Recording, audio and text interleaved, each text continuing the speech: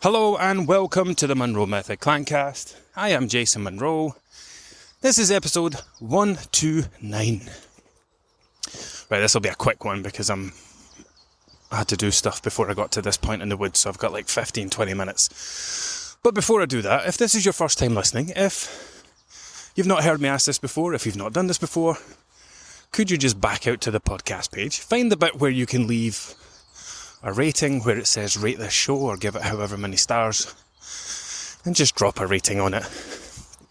I have, or the podcast has, a perfect 5-star rating on Spotify, and I don't think that's truly reflective of how great it is. I think that's just people being kind, because why would you leave a 2 or 3 or 4-star review when you can leave a 5? Like, what's the point?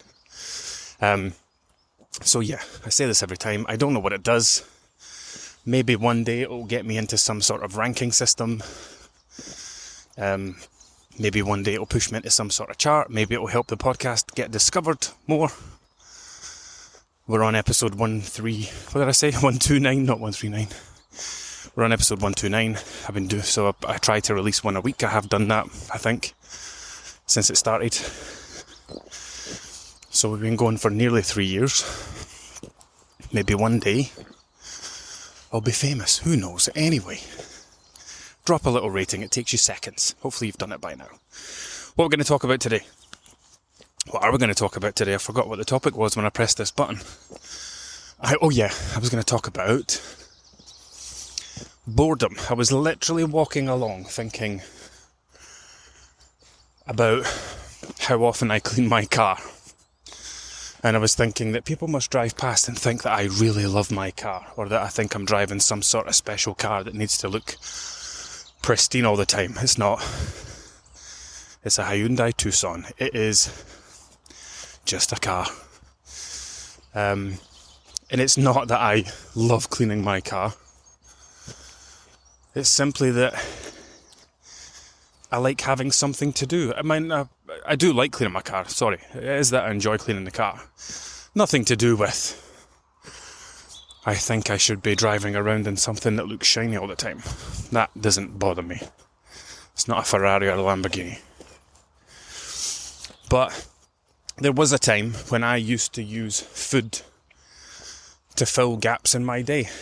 Like, I don't watch any TV, not anymore. I don't watch daytime TV, anything like that. I don't watch reality shows. Like, I know everybody has their own things that they're into. Once upon a time I did watch things like Love Island or The Jungle and whatever, especially when the kids were a lot younger and life was orientated around nap times and bedtimes and then being quiet afterwards, so you just sit on the couch or on the TV in the bed watching the TV. But these days I just see TV as a bit of a wasted opportunity, a bit of wasted time. I watch series, I watch movies, I'll wake up in the morning and watch boxing and UFC from the night before, I'll watch the F1 at the weekends, but that's my limit, right? So I don't have a lot of TV time. And I actually think a part of the reason for that is that I used to find watching TV boring, right? So many of you are going to resonate with this.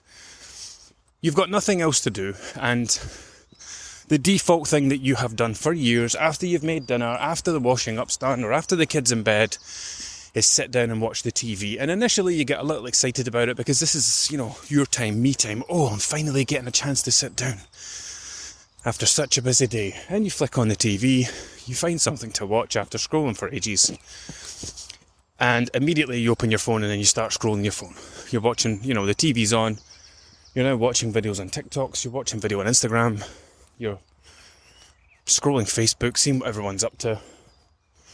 The problem is you've been doing that all day. It's not new, it's not exciting, and pretty soon you've seen everything and you're back to the same stuff you saw that day. You're not really interested in watching what's on the telly, you just put it on, and now you're bored. Because you're doing boring activities that don't excite you, that don't do anything for you, that don't add any value. You're just filling time. And this is when we will look to amplify the experience with a packet of crisps would be great right now. A glass of wine would make this better. Some chocolate would be great. And all we're doing is using food as a gap filler. I think there's something, I can't remember which podcast episode it was. It's right in the beginning. I get my clients, my new clients who come into the Monroe Method to listen to this one. Are you eating food or are you using food, right? Eating food is what we do when we're hungry. You wake up, you're hungry, you have breakfast, you're eating. Time goes by, you get hungry for lunch, you have lunch, you're now eating. Eating is when we are providing a service to our body, supporting our needs, fueling our activity for the day. Using food is when we're not eating. Like when there's no hunger, there's no reason to eat, we just want to eat. And when you're doing that, you've now switched over to using food. Now, there is nothing wrong with that. The problem comes when we start to do it at scale. For example, you wouldn't eat chocolate. You don't feel hungry at breakfast time and go, oh, what's the best thing I could have right now that's going to fill me up and take me to lunch? I know. Let's get a big family sharing bar of Galaxy Caramel. We don't eat chocolate. We use chocolate. It's a food that you eat for pleasure. It's not something you eat because you're hungry and you're trying to keep yourself going for the day. Or it shouldn't be anyway. I think a lot of people do, and that's part of the problem. But hopefully me talking about it like this helps you see it from a different perspective. So there is nothing wrong with using food. I use food most nights. I will sit down with a cup of tea at some point and eat whatever's in the cupboard. A little muffin, a pancake, maybe 3 or 6 squares of chocolate.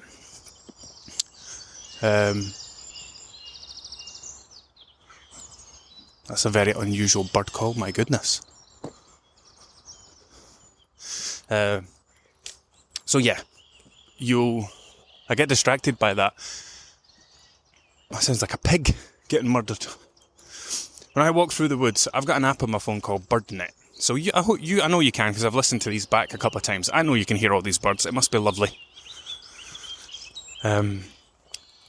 But and these are all the standard noises. None of this is new. I know what all these are. Song thrushes and willow warblers and everything else. I recognise all these. But then every now and again there'll be a noise that cuts through and I'll go, oh, that's new. And I'll get out my BirdNet app. It records the sounds around you. You pause it. You highlight the screen, the section that you want it to check.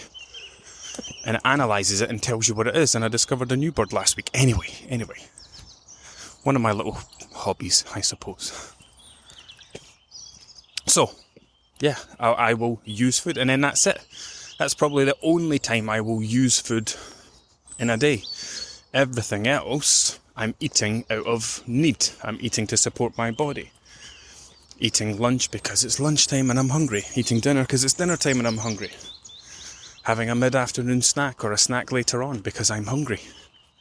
And then there's eating for pure pleasure, for desire, because you just want to, which now, like I said, comes in the form of a muffin or a pancake or some ice cream or a few squares of chocolate. That's how you have a healthy, balanced diet, where your body's getting everything that it needs and you're also getting the things that you want. But when we start using food for boredom, that's a big problem, because now your diet's not regulated by your body. What you eat's not regulated by your hunger levels. How much you eat is now being defined by how bored you are. So let's say your husband works away, and when he's away you feel quite lonely, you feel like you don't have much to do, it makes you feel quite bored. When your husband's away for those 2 or 3 weeks because he works offshore, you are eating much more and your weight is going up as a result of it. And it's because you're doing more of the thing. So, back to the car thing, right? When I'm bored, I clean my car. Now, it wasn't always like this. Once upon a time, I would eat. That's why I was so overweight in my 20s. This was one of my many reasons for eating. One of my many reasons for my weight being where it was. I used food as a boredom filler to fill empty holes in my day, which made me nearly 15 stone. Whereas today, if I'm ever bored, whether it's at night or at the weekends, I go find something to do. I don't sit down in front of the TV because I know I'll be bored. I don't sit and scroll my phone because I know that'll bore me. And I usually want to be doing something. So this is just specific to me. You'll have your own things that you enjoy, you might want to do. I will go and get out the pressure washer. One of my favourite things in the world. I'll get out the pressure washer and I will pressure wash the drive. Or I'll clean something in the back garden. Or I'll clean the car. Or I'll go out to the garage and start tidying out the garage. These are my little things. Or I'll pick a room in the house and I'll go give it a deep clean. Things like that. I know those might sound like chores to you. I enjoy doing them, so that's my kind of things that I enjoy doing. I've got this mindset where it's like I like to do things that add value. So something that's going to need done anyway, if I can turn that into an enjoyable task that stops me from being bored, that keeps the family ticking over, moves the house forward, means that something doesn't have to get done at the weekend so we can have more family time. That's the way my brain works, that train of thought. If that room's clean, then that room doesn't need cleaned again. And then if I do that thing, then that doesn't need done again. And it means when it comes to the weekend, I don't need to waste any time doing this stuff. That's how I think. So the point is, when it comes to using food for boredom, you need to have a toolbox. You need to build a toolbox, right? At the moment, the only thing you might have for your boredom is playing games on your phone, watching TV, or scrolling social media. That's what you do. In that, you just kind of go round a cycle. You play your game till you run out of whatever's and you have to wait 12 hours for it. Do people still play things like Candy Crush and that? You play your game and then you can't play it anymore because you ran out of time. And then you go through social media and you've scrolled everything and seen everything. And you've watched loads of videos on TikTok and now it's like way past your bedtime. And in between all of that, when you keep getting kind of exasperated with, I'm fed up of doing this now, you're going to the cupboard and you're grabbing something and then you're sitting down with it and eating it and you're not even paying attention to the fact that you're eating it because you're too busy looking at your phone or at the TV or playing your game or whatever you're doing. Now, I know I won't be speaking to everyone here, but I know I'll be speaking to a large percentage of you. But many, you might not resonate exactly with the things I'm highlighting, but you might know that you have your own things that you do that waste time. Maybe when you're bored, you think, I'll just open my laptop and catch up on emails and I won't have to do it tomorrow. And it's such a fucking, sorry. It's such, that hit me when I said that. It's such a low value thing to do. Like, even though you think you're bored and you've got time, and, it doesn't matter, like, I'm just going to be sitting here watching TV anyway. Why don't I open my laptop and check my emails? Well, because that sucks the life out of you. It's work. Don't bring work into night time. That's a thing I'm passionate about. I don't like bringing work into night time. Anyway, but that might just be me. But whether you realise it or not, like, it's not making you feel good. It's not making you feel better. It's not helping tomorrow in any way. You're still going to have to deal with all the same shit tomorrow. Like, you're not going to wake up and go, I'm so glad I opened my laptop for that hour last night and reply to those 5 emails that I couldn't stop, especially that particular one that I couldn't stop thinking about and stop me from sleeping, and I wish I had just seen it the next day. So build a toolbox. Build a toolbox of things that you can do when boredom hits. So that you can say, right, it's whatever time at night, the kids are in bed, I was about to sit down and watch TV, but I know that I'm not going to be very enthusiastic or excited about that. So let's go to my list that I have written down on this notepad of things that I said when I was in a better frame of mind that I would do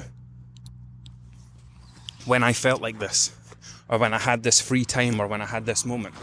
Awesome, there's a thing there. I'm going to do that. I'm going to go and whatever. I'm not going to give you examples because mine are so boring and mostly cleaning and tidying orientated, which is how sad I am.